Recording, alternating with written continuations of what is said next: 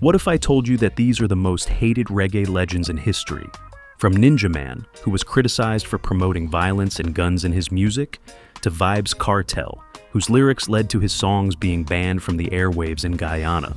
Here are the 15 most hated reggae legends. Ninja Man. Ninja Man is a reggae singer known for his loud, dramatic style and his lyrics that often talk about guns and violence. His way of performing was unique, full of energy, with a kind of stuttering flow that caught people's attention. In 1987, he got his first big hit, a song called Protection, which he recorded with singer Courtney Melody. After that, things started moving fast. He worked with some of the biggest names in Jamaican music, like King Jammy, Lloyd Dennis, Exterminator, Philip Burrell, and many more. Between 1989 and 1992, he released songs like Border Clash, Murder Dem, Permit to Bury, and Above the Law. These tracks made him known as a violent, rude boy. He also had fierce rivalries with other dancehall stars like Flurgon, Supercat, and Shabba Ranks, and they often clashed in public music battles. But things started to change in 1993. People began criticizing Ninja Man for promoting violence and guns in his music. This led to fewer chances to perform or record songs. His career started to fade. Even though he still worked with some producers, like Junior Reid and Henry Junjo Laws, it was clear that his glory days were behind him. By 1997, Ninja Man tried to turn over a new leaf. He began calling himself Brother Desmond and started singing gospel reggae. He also became a born-again Christian and sought help to beat a crack cocaine addiction. But not everyone believed his transformation was genuine. Some in the Jamaican Christian community doubted his commitment since he didn't fully walk away from his old image. Then came more trouble. In March 2009, Ninja Man and his son Johnny L were arrested for the murder of Ricardo Johnson, also known as Ricky Trooper, on Marl Road in Kingston. According to the Director of Public Prosecutions, Paula Llewellyn, it all started from something as small as a disagreement over kitchen space in a shared house. An older lady complained to her granddaughter, who was dating one of the accused men. Things escalated from there. In court, the main witness said Ninja Man fired 2 shots at him, but the man ran and got away. Sadly, his friend Johnson was hit and killed. Vybz Kartel. Vybz Kartel is a Jamaican dancehall DJ. Rolling Stone magazine once said that Kartel became a kind of folk hero in Jamaica. His lyrics were provocative, and he wasn't afraid to speak his mind or break social rules. That's part of what made him so popular, but also what made some people hate him. His style helped bring the sound of dancehall into the international music scene, but controversy followed him closely. In 2004, Kartel was nominated for a UK MOBO award, a big deal, but that nomination got pulled because some of his lyrics were seen as homophobic. This caused a storm of backlash. Interestingly, a few years later in 2010, Kartel surprised many people by signing the Reggae Compassionate Act, a pledge organized by LGBTQ rights groups to fight homophobia in music. It was a big shift for someone who had once been hated for that exact reason. Kartel also challenged old taboos in Jamaican society. One example is how openly he sang about oral sex, a topic that used to be strictly off limits in Jamaican culture. By putting it in his songs, he helped break that taboo, even though it shocked a lot of people. In September 2011, Kartel's lyrics led to his songs being banned from the airwaves in Guyana. The country's national communications network said his music was full of obscene content and had no positive value. It was the first time they had ever banned a specific artist like that. Kartel also had a famous feud with another dancehall star, Mavado. It started in 2006 after Kartel left the dancehall group The Alliance, where they had once been collaborators. The beef quickly got serious, with both artists releasing diss tracks targeting each other and their crews. It reached a point where, in 2007, the police had to step in and bring the two together for a press conference. There, they shook hands and told fans the fight was over. But the peace didn't last long. By 2008, the war of words started again.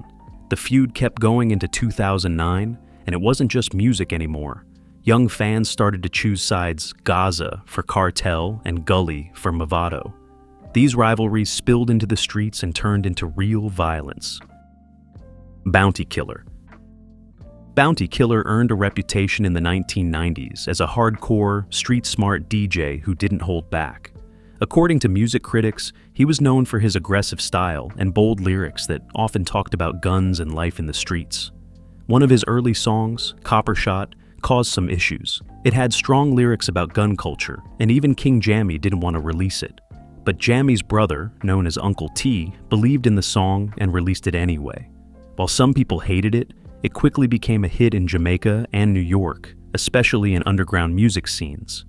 In 1993, Bounty Killer performed at Sting, a big annual reggae show held in Portmore every Boxing Day.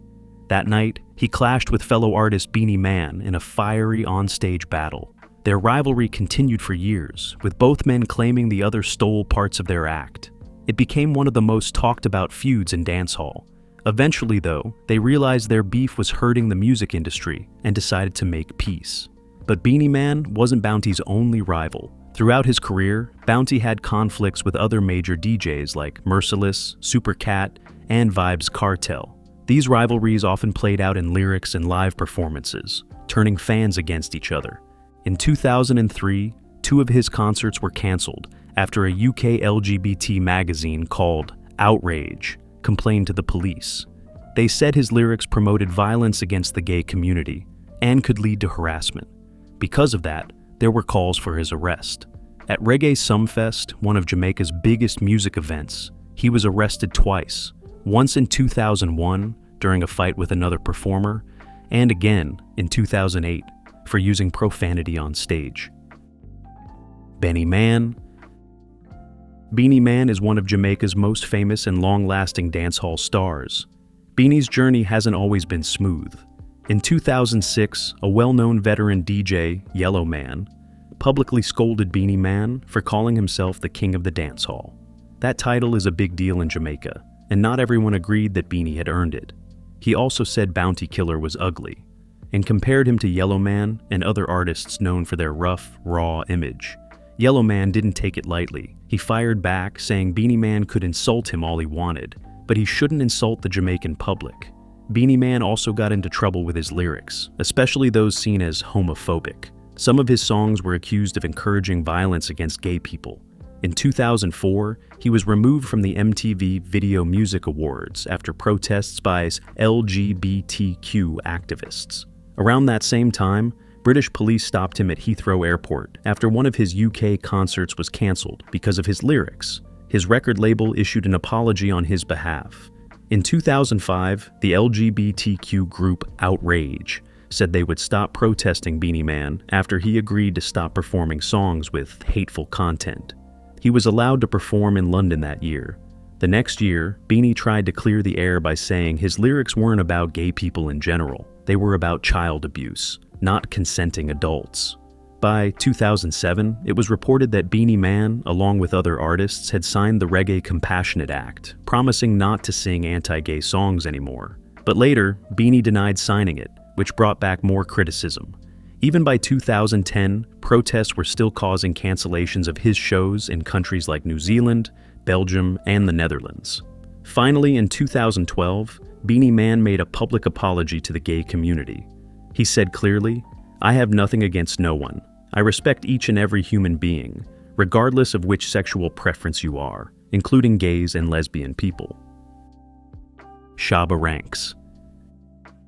Shabba Ranks is one of Jamaica's biggest dancehall stars from the late 1980s and early 1990s. At the height of his fame, he was known all over the world. Shabba had a deep, commanding voice and a raw energy that made him stand out. In 1990, Shabba started gaining attention in North America with his album Just Reality. But his real breakthrough came with the albums As Raw as Ever and Extra Naked, which both won Grammy Awards for Best Reggae Album in 1992 and 1993. But even though Shabba's music career was on fire, controversy was never far behind. One of the biggest issues people had with him was his attitude toward the gay community. Like many artists in dancehall at that time, Shabba had lyrics in his songs that were seen as homophobic. One of his early tracks from 1990, Wicked in a Bed, had lines about violence against gay men. Things got worse in 1992 when Shabba appeared on the UK music TV show The Word. During the interview, he was asked what he thought about Boom Bye Bye. Shabba, holding a Bible in his hand, said that the Word of God supports the idea of crucifying homosexuals. He added that he believed in freedom of speech and the progress of Jamaican people. But what he said left many shocked and angry. The host of the show, Mark Lamar, immediately called him out, saying, "That's absolute crap and you know it." Shabba's comments caused big problems for him. He was dropped from a Bobby Brown concert, and even his record label, Sony Music, had issues with what he said. After the backlash, Shabba apologized, saying he didn't fully realize how dangerous his words were. Mr. Vegas. Mr. Vegas is one of Jamaica's well-known dancehall musicians. He first made waves in 1998 when he dropped big hits like You Sure, Jack It Up, and Latest News. But the real breakthrough came when he released Nike Air, a catchy tune riding the popular Playground rhythm, the same beat used in Sean Paul's Infiltrate. That song became a massive hit in Jamaica, and suddenly, everyone knew Mr. Vegas's name. With his growing fame, Mr. Vegas became a go-to artist for collaborations, including with stars like Sean Paul. In recent years, he got into a public argument with Bounty Killer. It all started when Vegas criticized Bounty for tearing down younger artists like Alkaline. Vegas posted a picture of Alkaline, Masika, and Skillabang, calling for unity and saying things like, "Hate is a disease, love is winning." He wanted to show that he was promoting togetherness in the music scene. But not everyone was convinced. Some of Mr. Vegas's own followers on Instagram called him out, saying he was being hypocritical. They reminded him of all the feuds and shade he's thrown at other dancehall artists in the past. Bounty Killer himself jumped into the comments, blasting Mr. Vegas and accusing him of being two-faced. Over the years, Mr. Vegas has had public clashes with a long list of artists. He's taken shots at Popcan and even Drake, recording diss tracks aimed at them back in 2016. He's also argued with artists like I-Octane and Red Rat, and even made fun of Lady Saw after she became a Christian, going as far as to hold a mock funeral for her in 2020. He's also gotten into recent fights with people like Hawkeye, Tyracle, and former cricketer-turned-dancehall artist Marlon Samuels. Mavado. Mavado's career took a major leap in 2011 when he signed with DJ Khaled's label, We the Best Music Group, which was connected to Cash Money Records and Republic Records at the time. This deal brought Mavado into the American music spotlight. He appeared on several of DJ Khaled's albums, starting with We the Best Forever, and worked with big names in the US music scene. While Mavado gained international attention, he also faced heavy criticism back home and abroad. He refused to sign the Reggae Compassionate Act. Mavado's lyrics in songs like Batty Boy Termination caused outrage. Lines such as Batty Boy Must Die, Lesbian Must Die, Sodomite Must Die led to backlash from LGBTQ groups and human rights activists. Because of this, he was banned from performing in several Caribbean countries at different times. Mavado is also known for being in the middle of some of dancehall's biggest feuds. The most famous is his long-running rivalry with Vybz Kartel. The two traded diss tracks, harsh words, and public jabs for years. This battle between Mavado and Kartel wasn't just about music. It divided fans across Jamaica and even led to real-life tension and violence in some communities. And it didn't stop there. Mavado also clashed with other major artists like Beenie Man and Bounty Killer. These fallouts sometimes turned into heated public arguments or performances filled with subliminal shots. Fans would take sides, turning the dancehall scene into something like a battlefield, with each artist's supporters defending their favorite and firing back online or at live shows. If you are enjoying this video, appreciate it by giving it a thumbs up. And if you have not subscribed, what are you waiting for? Hit that subscribe button. Sizzla. Sizzla is one of the most successful and hard-working reggae artists from Jamaica. He's known not just for the messages in his music, but also for the huge number of albums he's released over the years. He first gained major recognition in 1998, when he was nominated for Best International Reggae Artist at the MOBO Awards. That same year, music critics listed his albums among the top 100 of the year. His albums like Kalanji and Royal Son of Ethiopia helped build his reputation both at home and overseas. Sizzla has continued to make an impact on the Billboard reggae charts, with 21 albums landing on the list. His most successful one, Words of Truth, reached number 5. Fans all over the world respect his music for its messages about African pride, spirituality, and resistance. But not everyone loves Sizzla's songs. He has faced serious backlash for lyrics in some of his songs that are seen as anti-gay. These lyrics caused several of his international concerts to be cancelled. In 2004, he was even banned from entering the UK after LGBT groups like Outrage said some of his songs promoted violence against gay people. More cancellations followed in places like Canada, Germany, Spain, Sweden, Portugal, and Belgium, as protest groups demanded that his shows be stopped. One of his most talked about songs, Nah Apologize, was recorded in 2004, where he made it clear that he wouldn't apologize for his lyrics. In 2008, while on tour in Germany, his visa was canceled and he was sent back to the US.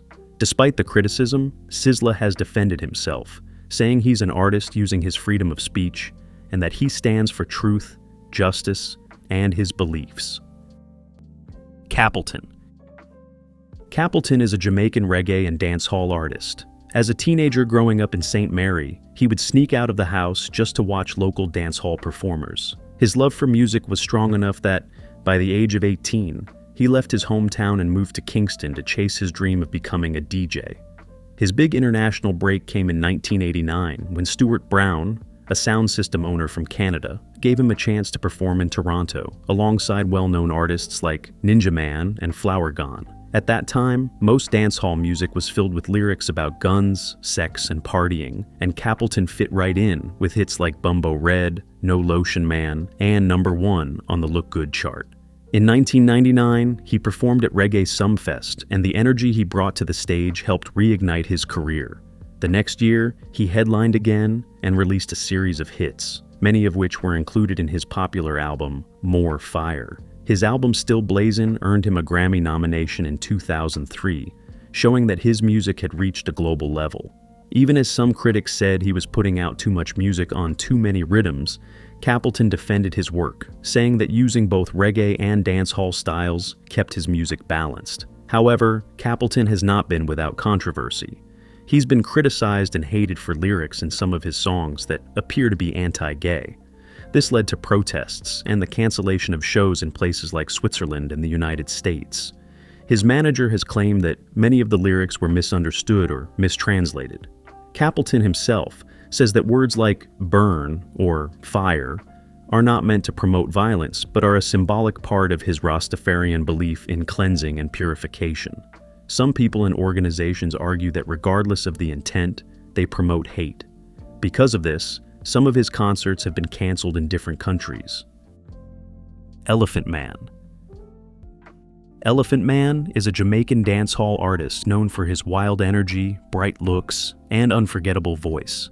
He first started making music in 1995 as part of a group called the Scare Dem Crew. After a few years with the group, he decided to go solo, and that's when his career really took off. What made Elephant Man stand out wasn't just his music. He had bright yellow-orange hair, a raspy voice with a bit of a lisp, and stage performances that were pure entertainment. He would jump, run, and even climb on speakers or anything to hype up the crowd. His big international break came in 2004 when sports brand Puma used his song All Out in an ad campaign for the Olympics. That put him in front of a global audience.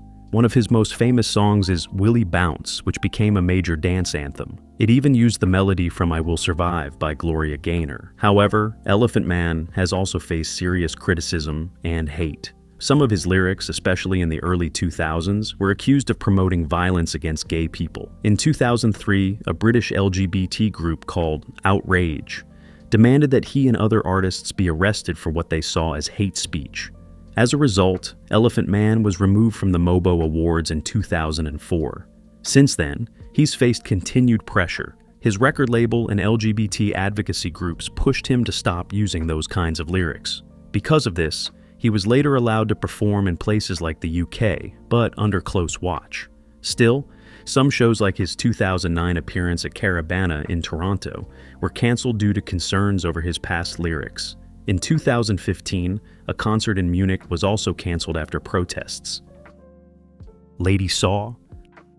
Lady Saw is a Jamaican singer and songwriter who became one of the most famous and bold voices in dancehall music. Her career lasted over 20 years, and she was often called the Queen of Dancehall because of her powerful presence and unapologetic lyrics. She started out in 1987, naming herself Lady Saw as a tribute to the late Jamaican singer Tenor Saw, who inspired her style. Her talent was quickly noticed by producers, and after recording her first few songs, like Love Me or Left Me, she started gaining attention on Jamaican radio. Not long after, she had chart-topping hits like If Him Left and Find a Good Man. In 1994, she released her first album Lover Girl, which included the hit Stab Up Da Meat. 2 years later, she dropped her second album, Give Me the Reason, which really made people talk negatively about her. The songs were bold, full of sexual themes, and totally unfiltered. Lady Saw became known for what Jamaicans call slackness, a performance style that's loud, sexual, and direct. While she was criticized for it, especially by those who thought women shouldn't speak so openly, she pushed back. In her song, What is Slackness?, she explained the term and challenged the way people viewed her music. She also called out the double standards, noticing how male artists could be just as vulgar without facing the same backlash. That frustration led her to write Freedom of Speech, defending her right to express herself just like any man in the industry. Buju Banton. Buju Banton is a well-known Jamaican artist whose music blends dancehall, reggae, and raga. He's considered one of the most respected and influential voices in Jamaican music, and over the years, he's worked with a wide range of artists from different genres, including hip-hop, punk rock, and Latin music. However, Buju's journey hasn't been without controversy. When he was just 15 years old, he recorded a song called Boom Bye Bye. After the re-release in 1992, Banton issued a public apology after receiving public backlash internationally. In 2009, gay rights groups appealed to venues around the United States not to host Buju Banton.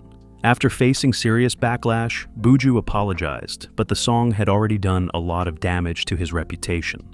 In 2007, it was reported that Buju was among a group of reggae artists who signed the Reggae Compassionate Act. This pledge came from a campaign called Stop Murder Music, which asked artists to stop promoting hate, especially against the LGBTQ+ community. The act called for love, respect, and understanding in reggae.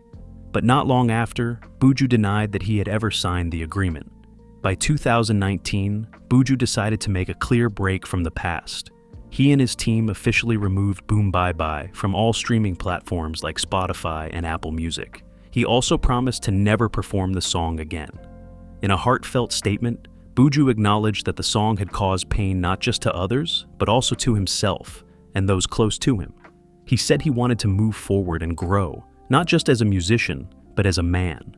He ended his message with a powerful quote from reggae legend Dennis Brown: "Love and hate can never be friends." Lee Sparta. Lee Sparta is one of the most distinctive and polarizing figures in modern dancehall. He rose to fame as part of Vybz Kartel's Portmore empire, and quickly made a name for himself with his gothic, horrorcore-infused style that set him apart from his peers. Dubbed Uncle Demon by fans and critics, Tommy Lee blended dark, satanic-inspired imagery with dancehall beats and rock influences. This combination sparked controversy and criticism. One of the most publicized moments in Tommy Lee's career was his 2012 clash with dancehall veteran Bounty Killer.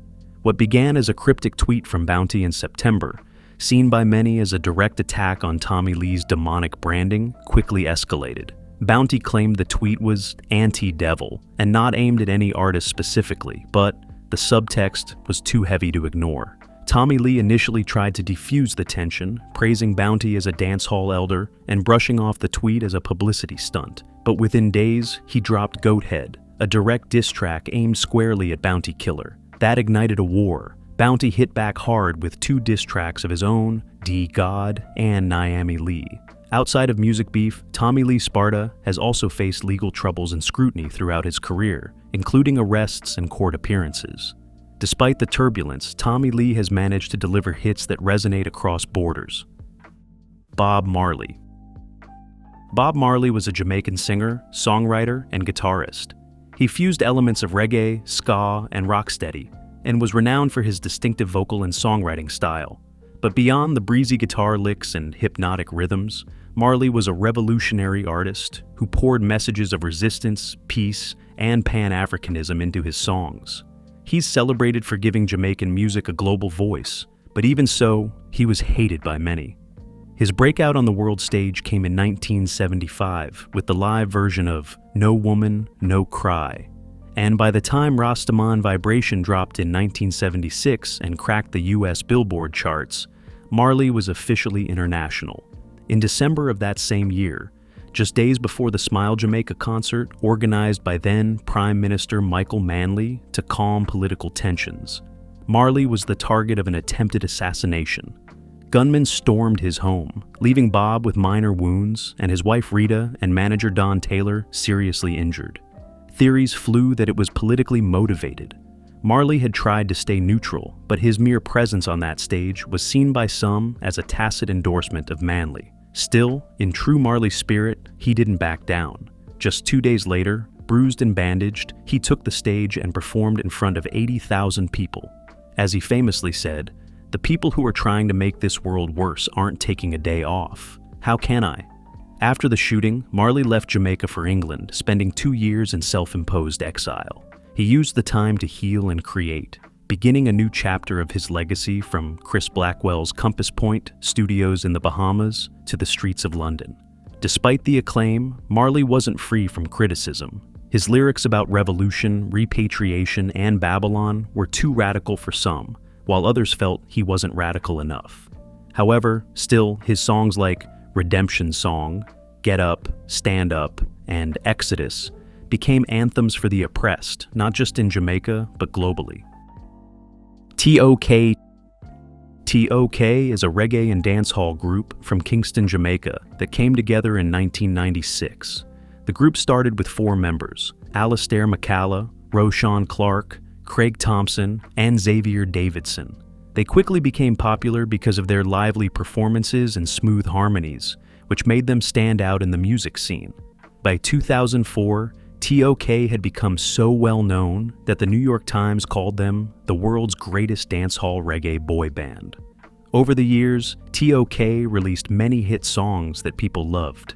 Some of their most famous tracks include Footprints, Diamonds and Gold, Gal You Ah Lead, Chi-Chi Man, Eagles Cry, and Guardian Angel.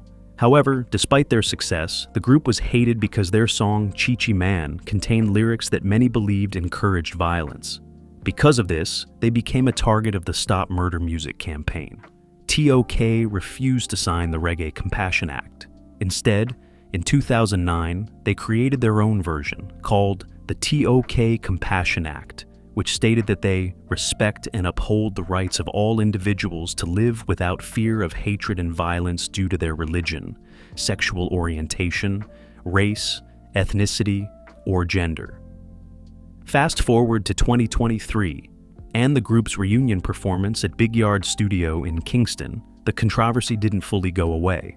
Despite the audience's requests, T.O.K chose not to perform Chi-Chi Man, citing a desire to avoid offending their fans and promoting unity through music. However, this decision was met with mixed reactions from within the band itself. Craig Thompson later defended Chi-Chi Man and made it clear that he did not personally respect all sexual orientations. In a now-deleted social media post, he stated, "My respect is not contingent on anybody's sexual orientation. As a matter of fact, I would prefer not to know sexual orientations." Do you think their hate is justified? Share your thoughts in the comments below. Don't forget to like, subscribe, and hit the notification bell so you never miss out on our latest content.